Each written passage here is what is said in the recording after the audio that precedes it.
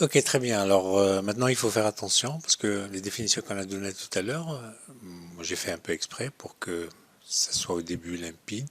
Les difficultés arrivent avec les définitions quand on considère que l'un des vecteurs est nul. Donc les définitions sont à préciser en fait. Quand l'un des vecteurs est nul, ou l'un ou plusieurs vecteurs est nul. En effet, donc si vous prenez, regardez ce qui se passe. Donc si vous prenez le vecteur, donc une famille f qui est formée par le vecteur, on va dire 0 du E, et un autre vecteur U non nul. Eh bien l'équation lambda 1 fois 0 de E plus bêta fois U égale à 0, le 0 de E, eh ben, elle peut être résolue sans que les lambda et les bêta soient tous nuls. Donc vous prenez n'importe quel lambda, enfin j'ai pas besoin de lambda, hein, c'est lambda, parce que j'ai pris un bêta ici. Donc vous prenez lambda différent de 0, par exemple égal à 1, et bêta égale à 0. Et bien l'équation sera résolue. Donc, et vous avez trouvé donc une solution sans que les lambda et bêta soient nuls. Donc si un des vecteurs ou bien un sous-ensemble des vecteurs de la famille sont nuls, la définition est à préciser. Et donc, il faut faire attention à ça. Donc, n'importe quelle famille, par exemple, donc vous prenez n'importe quelle famille, donc U1, UM, non tous nuls, vous leur rajoutez 0, et bien cette famille-là, elle est comment? Elle est liée. D'accord?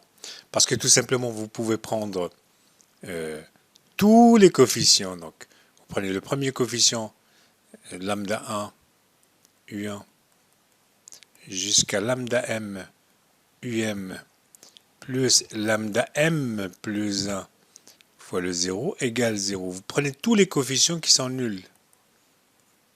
Ici, sauf celui-là. Vous le prenez égal à 1, par exemple. L'équation va rester vraie. Et donc, cette famille-là sera liée. Donc, revenons un petit peu sur la définition. Donc, ici, je vais mettre étoile pour qu'il n'y ait pas de risque de confusion. C'est-à-dire que U et V sont dans E étoile, alors tout ceci reste pareil sans changement. Alors si U égale à 0, donc je préfère séparer comme ça. Donc si U est égal à 0, et ben voilà ce qui se passe. Si un des vecteurs est égal à 0, voilà ce qui se passe en fait. Un des vecteurs égal à 0, il est forcément lié aux autres vecteurs, même s'ils sont non nuls. Bien, alors, vous pouvez me dire aussi, qu'est-ce qui se passe pour la collinéarité? Est-ce que 0 est-il collinéaire à un vecteur U différent de 0? C'est-à-dire, est-ce qu'il existe un lambda tel que 0 soit égal à lambda fois U? Ou bien est-ce que U, il est égal à un certain bêta fois 0? Alors si U est différent de 0, eh bien, le lambda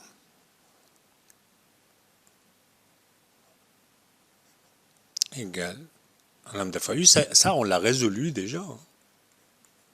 Dans les toutes premières séances, c'est équivalent à ce que lambda égale 0 ou U égale à 0. D'accord? Alors, bien sûr, 0 est collinaire à n'importe quel à lui-même, à n'importe quel vecteur qui est nul. Mais ici, donc, vous voyez bien que 0 fois 1 fois n'importe quel coefficient bêta, d'accord, va toujours être égal à 0. Il sera égal à lambda U, avec lambda égale 0. Donc, faites attention, s'il vous plaît, à ça. Alors, une fois que vous avez un vecteur qui est nul, vous le rajoutez à n'importe quelle famille, même si la famille est libre, eh bien, ça va donner une famille qui est liée. Bien. Bien heureusement, dans la majorité des cas que l'on considérera et que l'on traitera en exercice, il ne sera pas question de rajouter un 0 à une famille et de voir est-ce que la famille est libre ou pas. Mais dès que vous avez un 0, forcément, la famille ne peut pas être libre. Deuxième chose très importante, deuxième remarque aussi très importante, c'est que si vous avez un U qui est, alors si U, il s'écrit comme une combinaison de deux autres vecteurs U1. Ce que je raconte là pour deux vecteurs, ça marche aussi pour n'importe quel nombre de vecteurs fini. Et bien si U il s'écrit comme lambda 1, U1 plus lambda 2, U2, autrement dit, U appartient à un vecte de U1, U2, eh bien qu'est-ce que vous avez? Forcément la famille qui est formée par U, U1, U2, elle est comment? Elle ne peut pas être libre, elle est liée forcément. Parce que cette équation-là, si je la note étoile, parce que étoile est tout à fait équivalente à quoi? À ce que U1, 1 fois U, moins lambda 1 fois U1, moins lambda 2 fois U2, égale 0. Sans que tous les coefficients soient nuls, même si, donc le lambda 1, le lambda 2 ici. Donc parce que vous avez un coefficient là qui est différent de 0. Le 1 qui est là, il est différent de 0. Et donc vous avez pu résoudre cette équation-là sans que tous les coefficients soient nuls. Donc dès que vous avez un vecteur, si un vecteur U appartient à un vecte d'une famille UI, alors la famille UI à laquelle vous rajoutez le vecteur U est forcément liée. Très bien.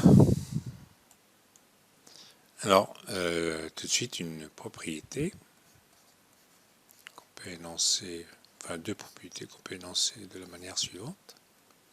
Donc, vous avez E qui est un espace vectoriel. Alors, la famille formée par un seul vecteur U et donc la famille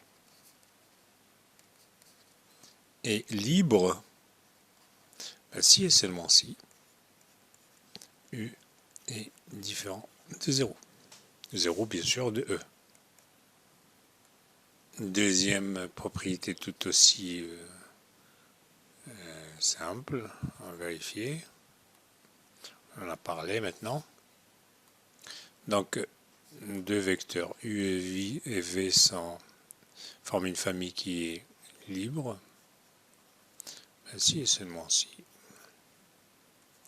U et V ne sont pas collinaires.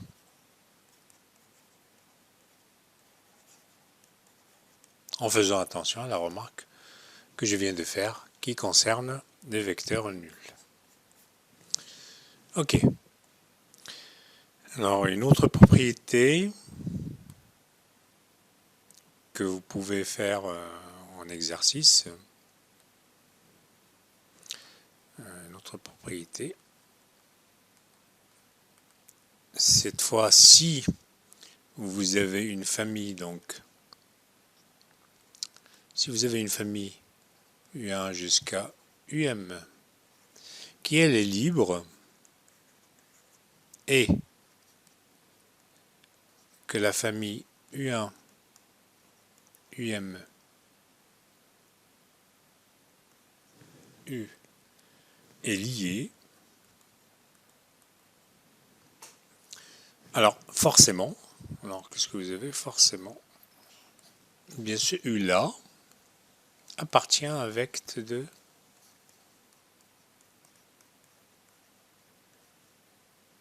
U1 UM. Ou autrement dit,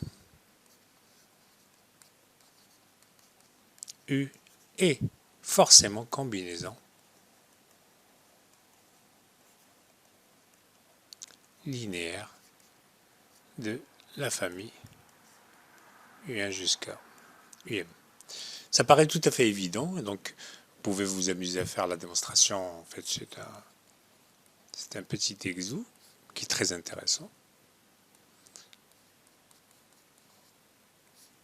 Si vous trouvez une difficulté, vous n'avez qu'à me le dire, me le signaler dans les messages. Mais ça paraît tout à fait normal, hein, parce que si vous partez d'une famille qui est complètement libre, et que si vous aviez rajouté un vecteur, que ça devient lié, c'est que forcément ce vecteur-là ne peut être que une combinaison de la famille initiale, de la famille de départ. Bien, donc on s'arrête là pour cette partie-là, et on commencera donc la partie des bases pour la séance prochaine, Inch'Allah.